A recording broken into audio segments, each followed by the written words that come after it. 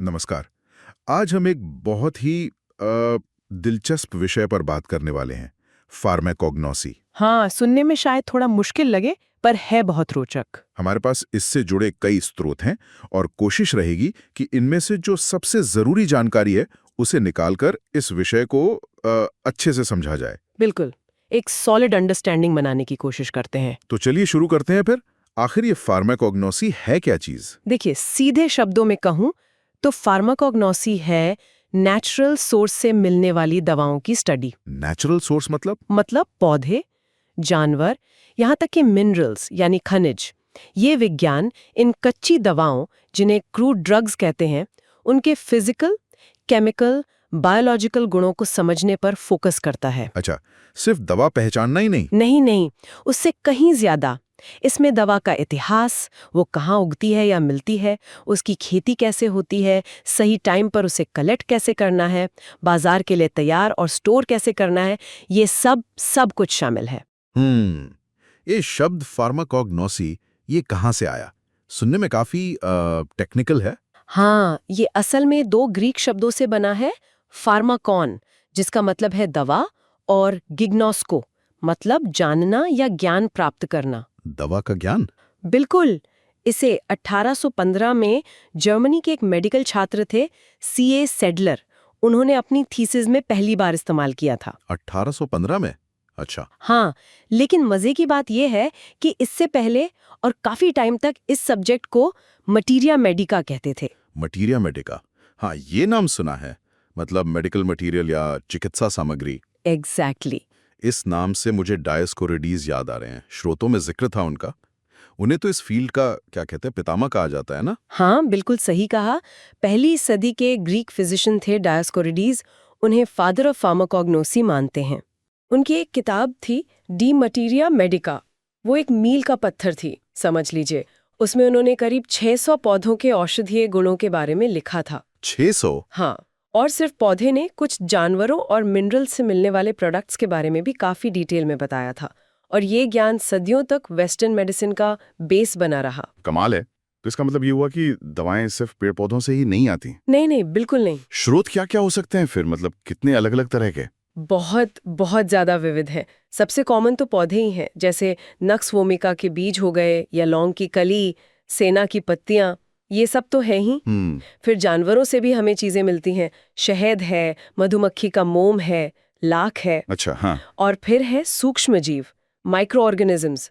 सोचिए, पेनिसिलिन, कितनी जानें बचाई हैं इसने।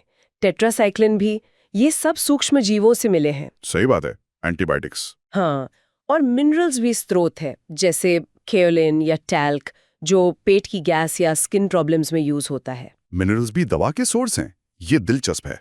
और समुद्री जीवन, समुद्र से भी कई कंपाउंड मिले हैं, जैसे ARC, जो कैंसर के इलाज में काम आता है। वाह, लिस्ट तो काफी लंबी है। बिल्कुल। और अब तो एक और जरिया है, प्लांट टिश्यू कल्चर, लैब में पौधों की कोशिकाओं से औषधीय यौगिक बनाना। टेक्नोलॉजी भी आ गई इसमें। हाँ।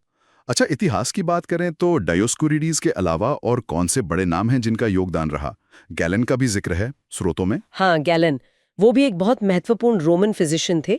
उन्हें अक्सर पहला फार्मासिस्ट या एक्सपेरिमेंटल फिजियोलॉजी का फादर कहा जाता है। पहला फार्मासिस्ट? हाँ, क्योंकि उन्होंने पौधों और जानवरों से एक्टिव इंग्रेडिएंट्स निकालने के तरीके डेवलप किए थे। उसे आज भी गैलेनिकल फार्मेसी कहते हैं। गैलेनिकल फार्मेसी, ओके। फिर अगर भारत की बात करें तो चरक और सुश्रुत का नाम कैसे भूल सकते हैं? हाँ, आयुर्वेद के आचार्य। बिल्कुल।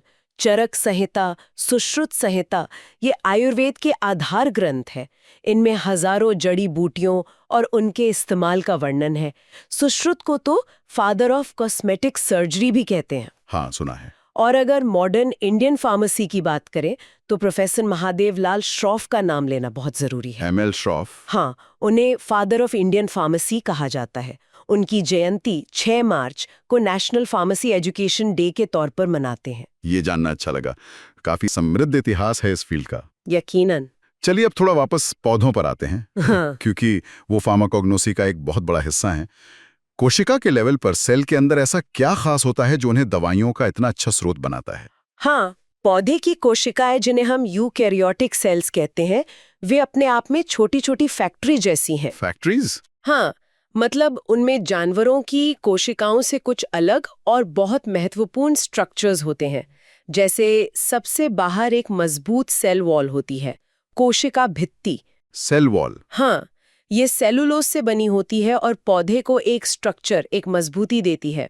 फिर अंदर एक बड़ी सी सेंट्रल वैक्यूल होती है, रिक्तिका। वैक्यूल, वो तो पानी स्टोर करती है ना? हाँ, पानी तो स्टोर करती ही है, लेकिन साथ ही कई जरूरी केमिकल्स भी स्टोर करती है, जिन्हें हम अर्गेस्टिक सब्सटेंस कहते हैं। उनका भंडारण भी यहीं होता है। अर्गेस्टिक सब्सटेंस, ये क्या चीज है? ये सेल के अंदर पाए जाने वाले नॉन लिविंग पदार्थ हैं। ये मेटाबॉलिज्म के उत्पाद हो सकते हैं या कच्चा माल। अच्छा। इनमें शामिल है रिजर्व फूड जैसे स्टार्च, जो एनर्जी देता है, और सबसे जरूरी मेटाबॉलिज्म से बने उत्पाद।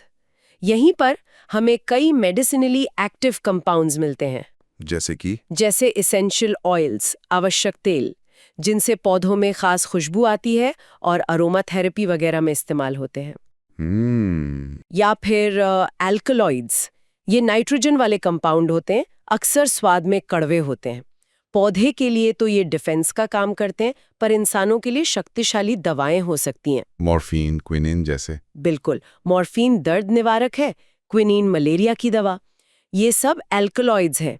इसी तरह रेजिन्स हैं, गोंद हैं, टैनिन्स हैं, ये सब पौधों में बनते हैं और इनके अपने औषधीय या इंडस्ट्रियल यूज है। ये तो बहुत दिलचस्प है कि पौधे का डिफेंस मैकेनिज्म हमारे लिए दवा बन जाता है ना? अच्छा, सेल वॉल और वैक्यूल के अलावा सेल के और कौन से हिस्से जरूरी हैं इस नजरिए से? क्लोरोप्लास्ट्स, ये बहुत जरूरी हैं। ये वो ऑर्गेनेल हैं जहां फोटोसिंथेसिस होता है, जहां पौधे अपना खाना बनाते हैं। हाँ, सूरज की रोशनी से। और यही एनर्जी फिर उन कॉम्प्लेक्स केमिकल्स को बनाने में लगती है जिनका मेडिसिनल महत्व होता है। फिर जाहिर है न्यूक्लियस है, जो सेल का कंट्रोल सेंटर है, जिसमें सारा जेनेटिक मटेरियल, डीएनए होता है। और माइटोकॉन्ड्रिया, पावर हाउस? हाँ, माइटोकॉन्ड्रिया एनर्जी प्रोडक्शन यानी एटीपी बनाने के लिए जिम्मेदार हैं। ये सब ऑर्गेनेल्स मिलकर काम करते हैं ताकि पौधा जिंदा रहे और वो केमिकल्स बना सके जो हमारे काम आते हैं। समझ गया। तो ये कोशिकाएं अकेले काम नहीं करती, वे मिलकर टिश्यूज बनाती हैं। ऊतक, पौधों में किस तरह के टिश्यूज होते हैं? मोटे तौर पर देखें तो दो मेन तरह के टिश्यूज हैं। पहले है मेरिस्टेमेटिक टिश्यूज, विभजोतक ऊतक। मेरिस्टेमेटिक? हाँ, ये वो हिस्से हैं जहां सेल्स लगातार डिवाइड होती रहती हैं। इन्हीं की वजह से पौधा ग्रो करता है। जैसे जड़ों और तनों की टिप पर होते हैं एपिकल मेरिस्टेम, जो लंबाई बढ़ाते हैं, या तने की मोटाई बढ़ाने वाले लैटरल मेरिस्टेम। ग्रोथ वाले टिश्यूज? सही। और दूसरा टाइप है परमानेंट टिश्यूज, स्थायी ऊतक। यहाँ सेल्स डिवाइड होना बंद कर देती हैं और कोई खास काम करने लगती हैं। अच्छा, परमानेंट टिश्यूज में क्या आता है? परमानेंट टिश्यूज भी दो तरह के होते हैं। सिंपल परमानेंट टिश्यूज, जो एक ही तरह की सेल से बने होते हैं। जैसे? इनमें सबसे आम है पैरेन्काइमा। ये सेल स्टोरेज, फोटोसिंथेसिस, मेटाबॉलिज्म के लिए जरूरी है। बहुत सारे मेडिसिनल केमिकल्स इन्हीं सेल्स में बनते या जमा होते हैं। ओके। फिर है स्क्लेरेन्काइमा। ये मजबूत, मोटी दीवारों वाली सेल्स होती हैं जो पौधे को सपोर्ट देती हैं। जैसे फाइबर या फलों के अंदर जो किरकिरापन होता है ना, वो स्टोन सेल्स, वो स्क्लेरेन्काइमा है। नाशपाती वाला किरकिरापन? हाँ, वही। और कॉलिनकाइमा भी होती हैं जो फ्लेक्सिबल सपोर्ट देती हैं। और कॉम्प्लेक्स परमानेंट टिश्यूज, आपने जाइलम और फ्लोएम का जिक्र किया था। हाँ, कॉम्प्लेक्स टिश्यूज एक से ज्यादा तरह की सेल्स से बने होते हैं और इनका मेन काम है ट्रांसपोर्टेशन। जाइलम जो है वो पानी और मिनरल्स को जड़ों से ऊपर पत्तियों तक ले जाता है। पानी का पाइपलाइन? एक तरह से, हाँ। और फ्लोएम वो पत्तियों में बने खाने यानी शुगर को पौधे के बाकी हिस्सों तक पहुंचाता है जहां उसकी जरूरत होती है। खाने का पाइपलाइन तो जरूरी है ही, साथ ही ये उन एक्टिव केमिकल्स को भी पौधे के अलग अलग हिस्सों में पहुंचा सकते हैं, जिन्हें हम बाद में दवा के तौर पर निकालते हैं। ये पूरा सिस्टम कितना इंटीग्रेटेड है। बिल्कुल। हमने सेल और टिश्यू लेवल पर देखा कि पौधे कितने कॉम्प्लेक्स हैं। अब थोड़ा पौधे के उन बड़े हिस्सों पर आते हैं जिन्हें हम असल में पहचानते हैं और इस्तेमाल करते हैं, जैसे पत्तियां, फूल, फल, जड़ें। फार्माकोग्नोसी में इनकी क्या खासियतें मायने रखती हैं? हर पार्ट की अपनी पहचान है, अपनी खासियत है, जो उसकी आइडेंटिफिकेशन और क्वालिटी चेक में मदद करती है। जैसे पत्तियां हैं, उन्हें कब तोड़ा गया ये बहुत जरूरी है। खासकर अगर उनमें वॉलेटाइल ऑयल्स हों, जैसे पुदीने में। हाँ, टाइमिंग। बिल्कुल। पत्तियों की सतह पर छोटे छोटे छेद होते हैं, स्टोमेटा। ये गैस एक्सचेंज के लिए होते हैं। इन स्टोमेटा का नंबर, उनका अरेंजमेंट कैसा है, ये सब स्पीशीज पहचानने में मदद करता है। इसे स्टोमेटल इंडेक्स कहते हैं। Stomatal index. हाँ, इसी तरह पत्तियों पर छोटे छोटे रोएं जैसे स्ट्रक्चर होते हैं, ट्राइकोम्स। ये भी बहुत इंपॉर्टेंट है। कुछ ट्राइकोम्स ग्लैंडुलर होते हैं, मतलब वे तेल या रेजिन जैसी चीजें निकालते हैं। अच्छा, और फूल, फल या बीज? फूल, फ्लावर्स, वैसे तो पौधे के रिप्रोडक्टिव पार्ट है, पर कुछ फूल दवा के लिहाज से जरूरी है, जैसे लौंग जो असल में फूल की कली है, या केसर। हाँ, केसर। फल, फ्रूट्स, बीज को प्रोटेक्ट करते हैं, पर कुछ फल जैसे सेना की फली लैक्सेटिव के तौर पर इस्तेमाल होती है। बीज, सीड्स से नया पौधा बनता है, लेकिन उनमें भी जरूरी केमिकल्स हो सकते हैं, जैसे कैस्टर यानी अरंडी के बीज से तेल निकलता है। Castor oil? हाँ, और बीजों पर कुछ निशान होते हैं, जैसे हाइलम या माइक्रोपाइल, वो भी पहचान में मदद करते हैं। कुछ बीजों पर खास कवरिंग होती है, जैसे जायफल पर एरिल होता है। ये सब डिटेल्स पहचान के लिए जरूरी हैं। बहुत जरूरी। और तना, छाल, जड़ और प्रकंद यानी स्टेम, बार्क, रूट और राइजोम। तने या जड़ का बाहरी प्रोटेक्टिव लेयर है। हाँ, दालचीनी इसका बेस्ट उदाहरण है। दालचीनी की छाल। हाँ, छाल को कैसे कलेक्ट किया जाता है ये भी मायने रखता है। जड़ें पौधे को जमीन में पकड़ के रखती हैं और पानी सोखती हैं, पर कुछ जड़ें जैसे सर्पगंधा, उनमें महत्वपूर्ण एल्कलॉइड्स होते हैं। सर्पगंधा ब्लड प्रेशर के लिए। सही। और राइजोम्स जमीन के नीचे वाले तने होते हैं जो खाना स्टोर करते हैं, जैसे अदरक, हल्दी। इनमें भी औषधीय गुण होते हैं। अदरक, हल्दी तो रोज इस्तेमाल होते हैं। बिल्कुल। तो ये साफ है कि पौधे के हर हिस्से का अपना महत्व है, अपनी पहचान है। अब थोड़ा इन औषधीय पौधों की खेती और संग्रह पर आते हैं। जैसा आपने शुरू में कहा था, ये सिर्फ कहीं से भी तोड़ लेना नहीं है। अच्छी क्वालिटी कैसे सुनिश्चित की जाती है? हाँ, ये बहुत अहम सवाल है। क्वालिटी कई चीजों पर निर्भर करती है। ये प्रोसेस खेती से शुरू होता है, फिर संग्रह, सुखाना, सफाई, पैकेजिंग और आखिर में भंडारण तक जाता है। हर स्टेप जरूरी है।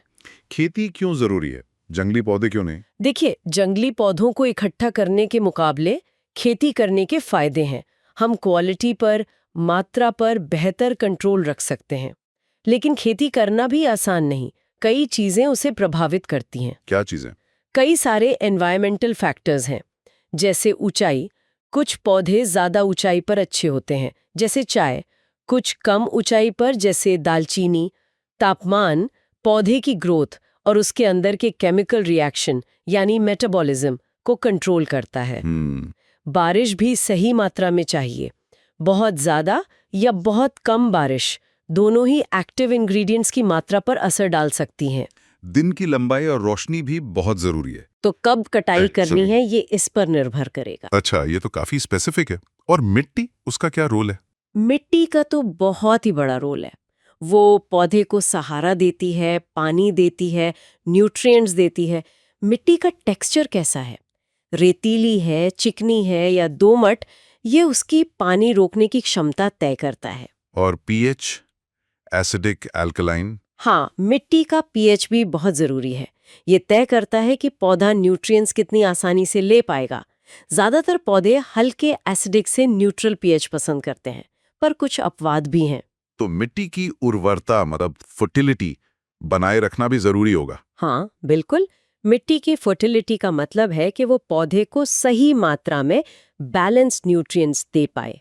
इसके लिए किसान कई तरीके अपनाते हैं, जैसे ऑर्गेनिक खाद डालना, गोबर खाद, कंपोस्ट, फसल चक्रण यानी क्रॉप रोटेशन, खासकर दाल वाली फसलें उगाना, क्योंकि वो मिट्टी में नाइट्रोजन बढ़ाती हैं। हाँ, लेग्यूम्स। सही। जरूरत पड़ने पर केमिकल फर्टिलाइजर भी डालते हैं, जैसे एनपीके, नाइट्रोजन, फास्फोरस, पोटेशियम। और आजकल बायो फर्टिलाइजर का भी इस्तेमाल बढ़ रहा है। बायो फर्टिलाइजर, वो क्या है? उनमें माइक्रो ऑर्गेनिजम्स होते हैं जो मिट्टी की फर्टिलिटी नेचुरली बढ़ाते हैं। और हाँ, कीड़ों और बीमारियों से फसल को बचाना भी क्वालिटी के लिए बहुत जरूरी है। ये तो वाकई काफी डिटेल प्रोसेस है। अच्छा, इन बाहरी फैक्टर्स के अलावा क्या पौधों के अंदर भी कुछ ऐसा है जो उनकी ग्रोथ और डेवलपमेंट को कंट्रोल करता है? जैसे हमारे हार्मोन्स होते हैं, क्या पौधों के भी होते हैं? हाँ बिल्कुल, उन्हें प्लांट हार्मोन्स या फाइटो हार्मोन्स कहते हैं। Phyto hormones. ये पौधे खुद बनाते हैं, बहुत कम मात्रा में। ये केमिकल मैसेंजर जैसे होते हैं जो उनकी ग्रोथ, डेवलपमेंट और एनवायरनमेंट के प्रति उनके रिस्पॉन्स को कंट्रोल करते हैं। ये न्यूट्रिएंट्स से अलग होते हैं। अच्छा, ये हार्मोन करते क्या क्या है? अरे लगभग सब कुछ।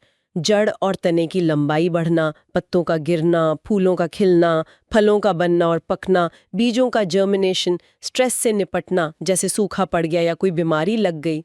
सब कंट्रोल करते हैं ये? हाँ, इन्हें हम मोटे तौर पे 2 ग्रुप में बांट सकते हैं। ग्रोथ प्रमोटर्स जो ग्रोथ को बढ़ावा देते हैं, और ग्रोथ इनहिबिटर्स जो ग्रोथ को रोकते हैं या धीमा करते हैं। प्रमोटर्स में कौन से आते हैं? प्रमोटर्स में मेन है ऑक्सिन्स। ये सेल डिवीजन और लंबाई बढ़ाने में मदद करते हैं। कटिंग में जड़ें लाने के लिए भी इस्तेमाल होते हैं। फिर है जिब्रेलिन्स। ये तने को लंबा करते हैं और बीजों की डॉर्मेंसी यानी सुप्त अवस्था को तोड़ते हैं। अच्छा। और साइटोकाइनेंस ये सेल डिवीजन को बढ़ाते हैं और एजिंग प्रोसेस, जिसे सेनेसेंस कहते हैं, उसे धीमा करते हैं। और ग्रोथ रोकने वाले हार्मोन इनहिबिटर्स? उनमें सबसे जरूरी है एब्सिसिक एसिड या ABA। ये स्ट्रेस कंडीशन में बनता है, जैसे पानी की कमी हो जाए। ये पौधे की ग्रोथ को धीमा कर देता है, बीजों को डोर्मेंट रखता है और स्टोमेटा को बंद करके पानी का लॉस कम करता है। स्ट्रेस हार्मोन जैसा कह सकते हैं। और दूसरा इंपॉर्टेंट है एथिलीन। एथिंग? हाँ, एक गैस है। Gas hormone? हाँ, एक गैसीय हार्मोन। ये मेनली फलों को पकाने के लिए जिम्मेदार है। केले वगैरह पकाने में यूज होती है ना, हाँ। वही। ये फूलों के खिलने और पत्तियों के गिरने में भी रोल प्ले करती है। बाजार में एथिफॉन नाम का केमिकल मिलता है। वो पौधों में जाकर एथिलीन छोड़ता है और फल पकाने में मदद करता है। इन हार्मोन्स की समझ से हमें खेती के तरीके सुधारने में मदद मिलती है, ताकि सही टाइम पर अच्छी क्वालिटी की फसल मिले। तो मतलब पूरी बात को अगर हम समेटें तो फार्माकोग्नोसी सिर्फ पुरानी जड़ी बूटियों की लिस्ट याद करना नहीं है। बिल्कुल नहीं। ये तो एक बहुत ही कॉम्प्लेक्स मल्टी डायमेंशनल साइंस है, जिसमें बायोलॉजी, केमिस्ट्री, एग्रीकल्चर, यहाँ तक कि इतिहास सब कुछ जुड़ा हुआ है। हमने सेल के अंदर की दुनिया से शुरुआत की और पौधों की ग्रोथ को प्रभावित करने वाले बड़े एनवायरनमेंटल फैक्टर्स और हार्मोन्स तक पहुंचे। एकदम सही कहा। ये समझना कि नेचर में ये दवाएं कैसे बनती हैं, उनके भरोसेमंद स्रोत क्या हैं, उनकी क्वालिटी कैसे मेंटेन की जाए, ये सब नई दवाओं की खोज और जो दवाएं हैं उन्हें बेहतर बनाने के लिए फंडामेंटल है। ये माइक्रोस्कोपिक सेल लेवल से शुरू होकर ग्लोबल एनवायरमेंटल फैक्टर्स तक फैला हुआ है। और ये सोचना कितना फैसिनेटिंग है कि कैसे हार्मोन जैसे छोटे छोटे मॉलिक्यूल पौधों के अंदर इतने बड़े और जरूरी काम कंट्रोल करते हैं, फल पकने से लेकर स्ट्रेस रिस्पॉन्स तक। सच में। और जैसा हमने पहले भी जिक्र किया था, कई नेचुरल प्रोडक्ट्स जैसे एल्कलॉइड्स और टैनिन असल में पौधों के डिफेंस मैकेनिज्म का हिस्सा है। वे खुद को बचाने के लिए ये बनाते हैं। हाँ, ये बात हुई थी। तो एक सवाल जो शायद हम श्रोताओं के लिए छोड़ सकते हैं वो ये है, पौधों की इन डिफेंस स्ट्रैटेजीज से, जिस तरह वो खुद को शिकारियों से या मुश्किल हालात से बचाते हैं, हम इंसानी सेहत और दवाइयों के लिए और क्या सीख सकते हैं? हो सकता है अगली बड़ी दवा इन्हीं में से किसी रणनीति में छुपी हो। निश्चित रूप से ये एक ऐसा सवाल है जो आगे सोचने और एक्सप्लोर करने के लिए प्रेरित करता है। बहुत बढ़िया बातचीत रही। हाँ, वाकई।